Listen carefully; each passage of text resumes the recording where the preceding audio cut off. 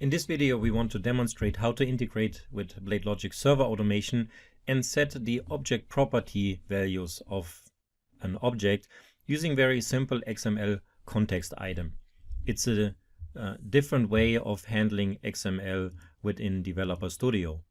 We are going to work with assign statement, different parameter types, and context item.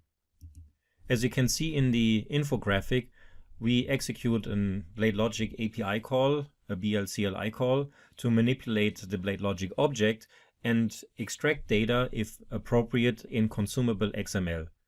Sometimes we have to execute multiple API calls in order to achieve our goal, but at this point it is just one that we execute. At the end of the day, we want to have a simple workflow that allows us to use the properties and set the properties of a given object.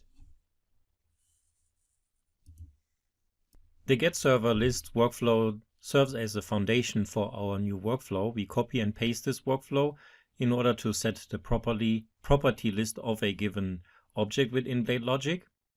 In this case, we want to set the customer name of a server. As you can see in the background left, you see the BladeLogic UI. These are the properties that we want to adjust. We need to know the computer name as well as the value. The workflow itself will have the object property name already associated with it. Otherwise, we could also ask for the property name.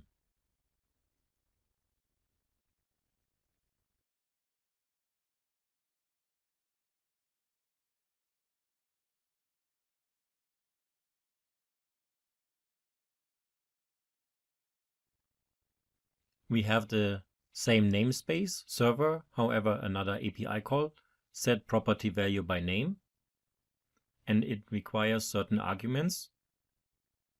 We copy and paste our XML structure for the argument list in the parameter type XML and insert the computer name in the first child node.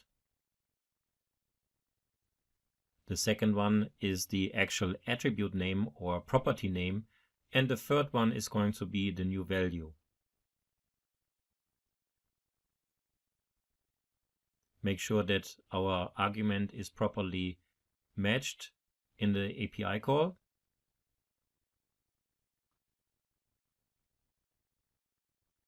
We review the data within BladeLogic UI.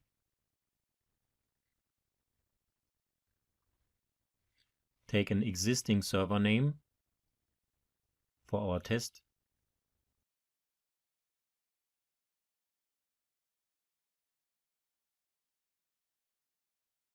The sample data for the result at this point is not really of interest.